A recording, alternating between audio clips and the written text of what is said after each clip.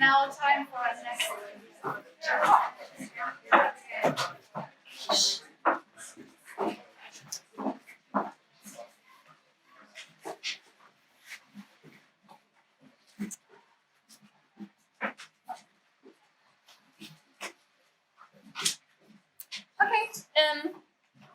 good. I hope everyone's ready to take a seat and has had a chance to go get some coffee or tea or something to drink. Because now we're going to enjoy our next speaker, Tuulikki, I think it's pronounced. Sorry, I'm really good at butchering names. From Finland. And here's the lady who will tell you, once again, more about it. Thanks, Maya. Tuulikki Laes. She's a researcher, a music educator, a musician, and also a co-founder of very interesting companies called Rock Hops. Maybe you also share about it later. And she says performance changes perception. It also has the power and potential of rebuilding identity and attitudes through all ages. So please welcome on stage, Tuulikki Laes.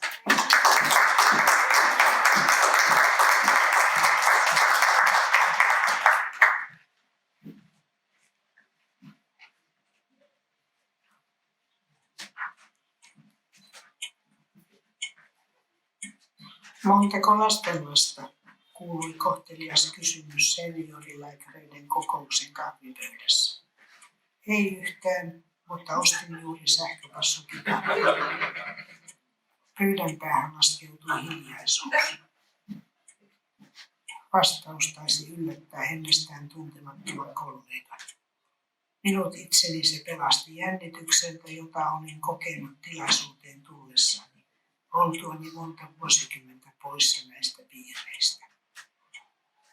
Vuosikausia olin elänyt eristäytyneen sekä 90-vuotiaan äitini omaishoitajana. Kun äitini sitten nukkui pois, koitti minulle vapaus. Sähköpassokitara, Fenderin mustan, valkoinen ja hyvin virityksensä pitävä, johdatti uuteen lukuun elämässäni. Riskiryhmään eli mummoja. Passon kielten läppäily sai soittimen värisemään rintaa vasten. Se rauhoitti ja tuli turvallinen olo. Passon resonoi. Oli ikään kuin sisäinen pakko yrittää ja uteliaisuuskin, sillä halusin nähdä, että pärjääkö. Ohjelmistomme muuttui rokahtavampaan suuntaan. Todettiin, että valssia tangoitu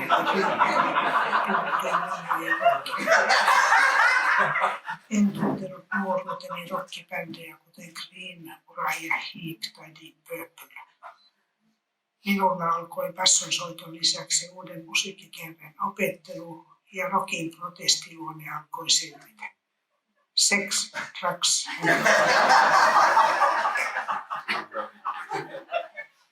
Olen muusikko omalla tavallani ja tasollani. Itseluottamus on kasvanut. Minä opin ja selviän uusista haasteista. Nautin musiikista ja musikoinnista ikääntymisestä huolimatta. Ja kuten tiedetään, uteliaisuus pidentää ikää.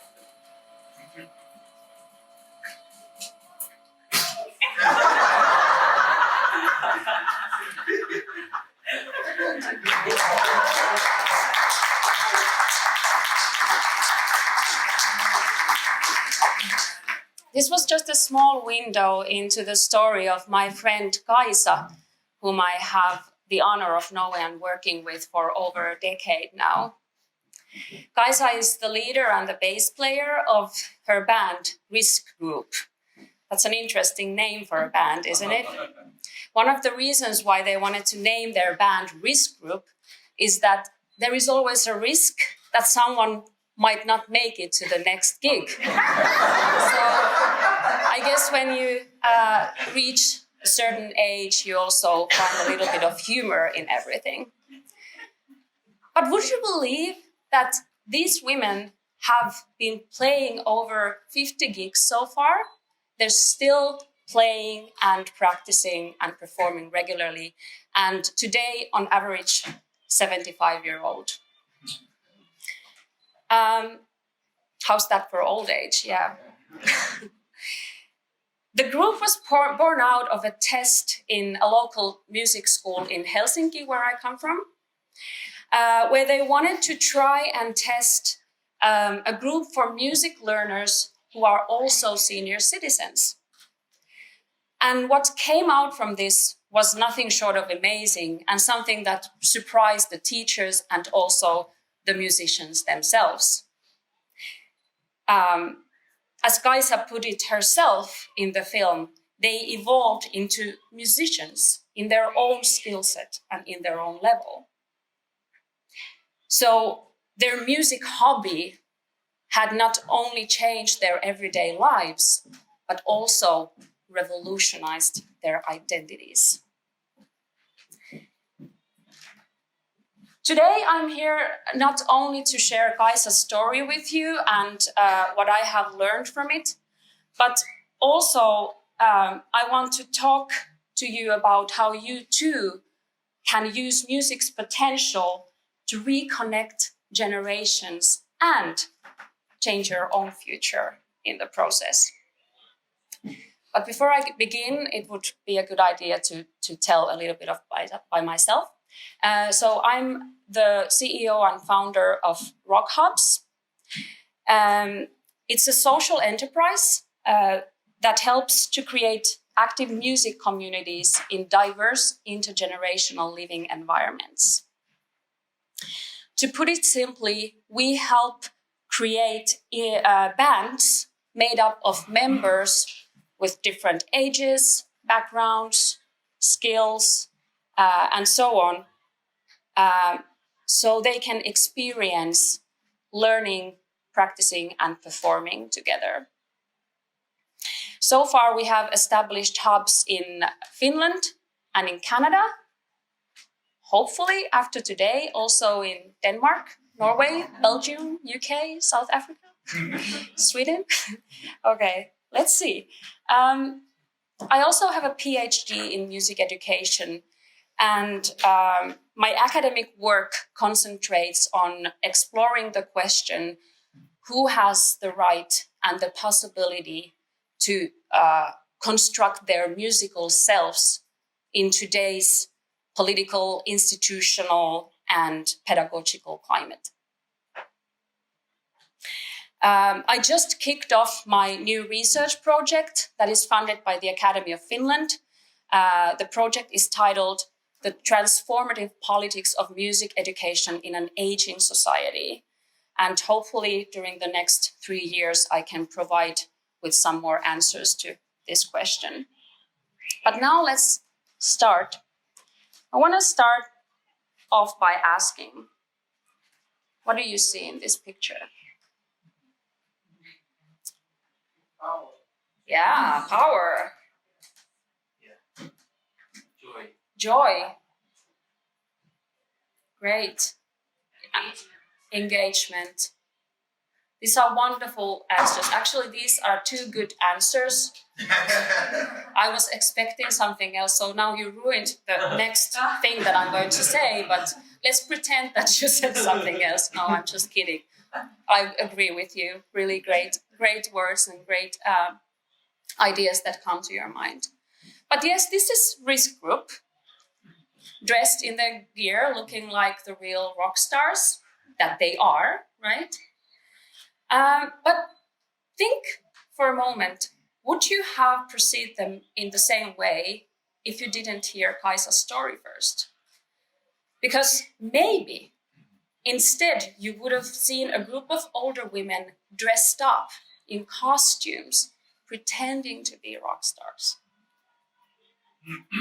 So even if this picture creates sympathy and benevolent laughter in everyone, to my experience, what do we actually see?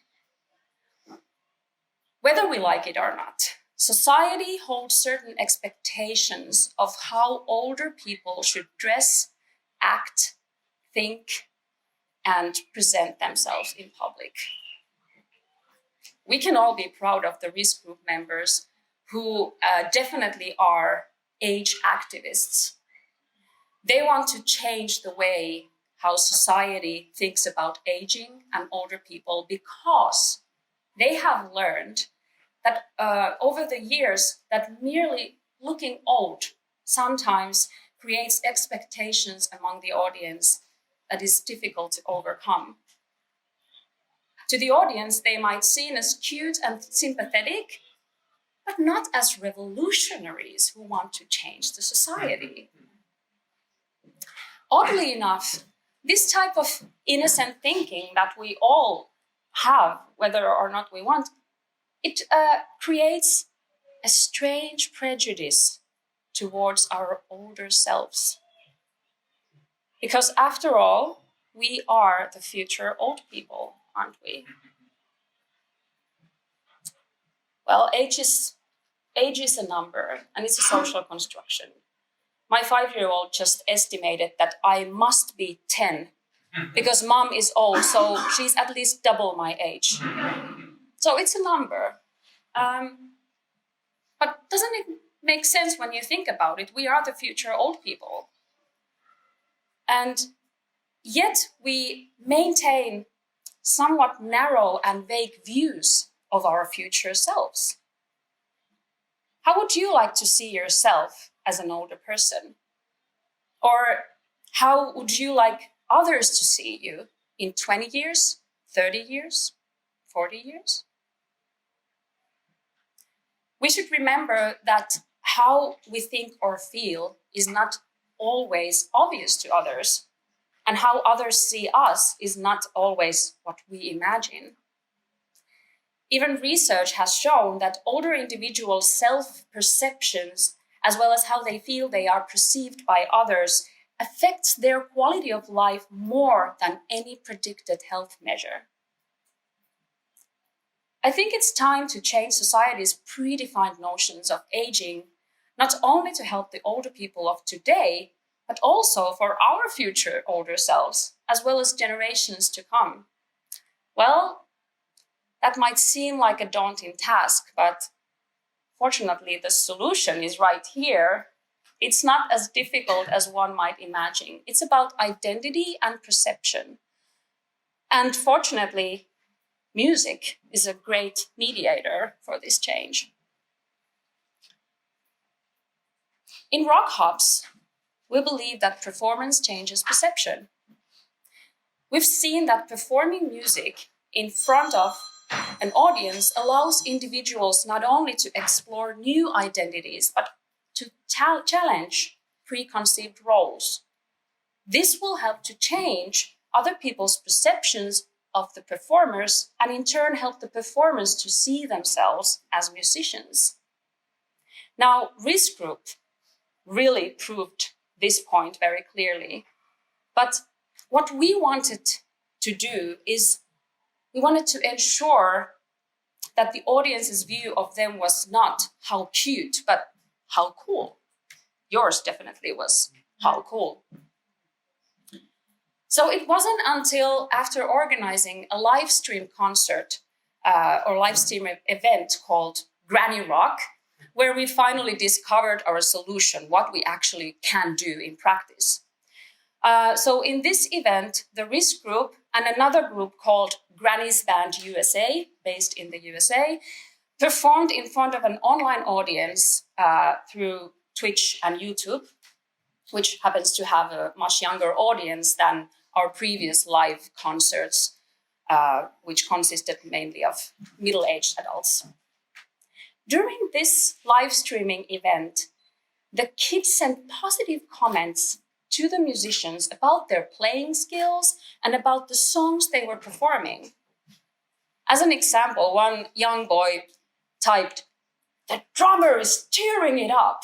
So they actually saw these women first and foremost as musicians, not as old ladies pretending to play rock music. We realized that this larger generation gap worked because these younger audiences didn't carry the same mental baggage as we adults often do. And also, we're not old enough yet to have accepted the normalized negative stereotypes of older people imposed on them by society. And this actually helped us to remember that our society is not just made up of adults, but younger people as well, and that our younger members are the ones that are the key in helping to change societal attitudes. So we took these learnings and decided by creating intergenerational rock bands, we could create a situation whereby everyone in the audience could also project themselves and their future selves onto the player. They too could see themselves playing in a similar band, and each generation had something to offer. The younger people have so much to give to the older people in terms of positive feedback, inspiration, and a sense of belonging. In our society that idealizes youth, being seen and appreciated by others can be a life-changing experience for an older person. And in return, youngsters can receive remarkable resources from older adults, including knowledge about history, experience, and a sense of perspective. Finally, the middle-aged adults, such as myself, could see future potentials in the bands because of their younger members, as well as change their perceptions of what they could still do in older age. Bands with mixed generations aren't seen as cute, but cool and interesting.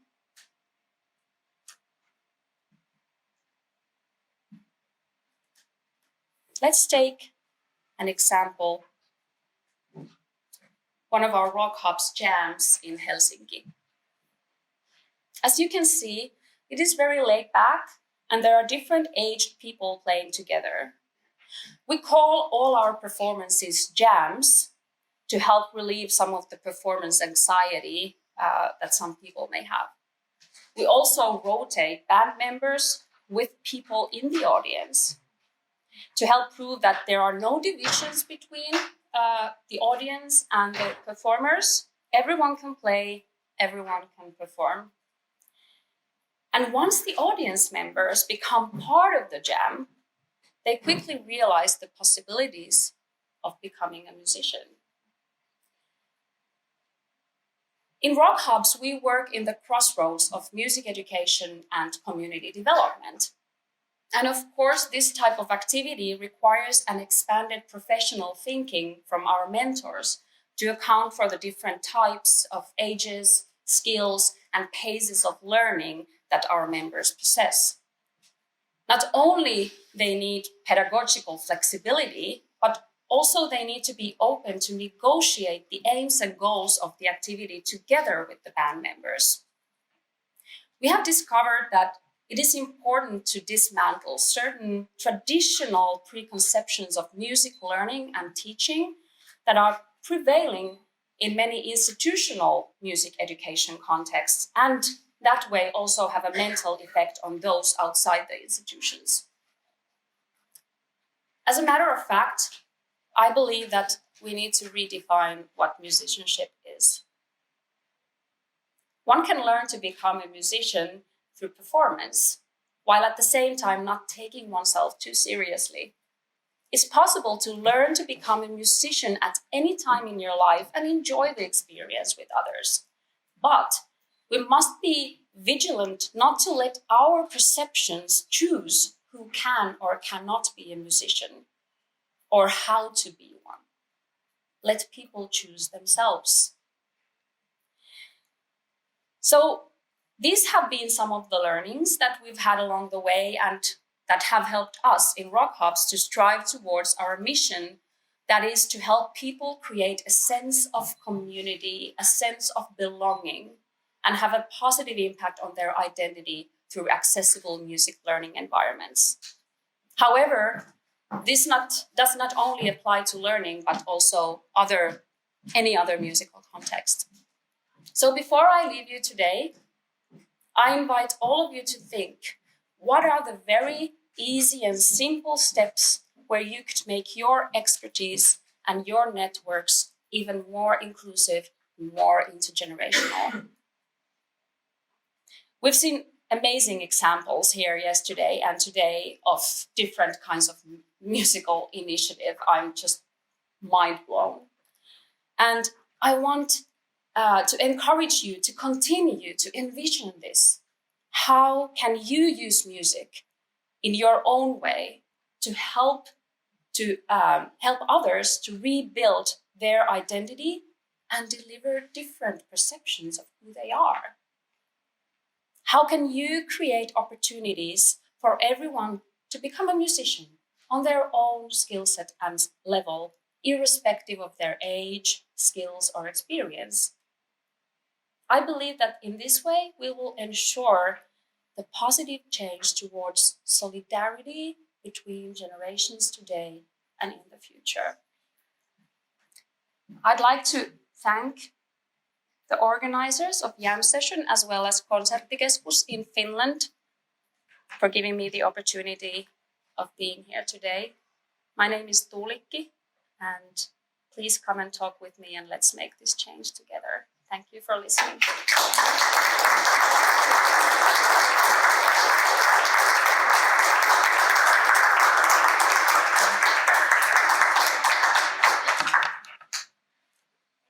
I guess we might have some time for questions, maybe? Yeah, 1 or 2 good ones.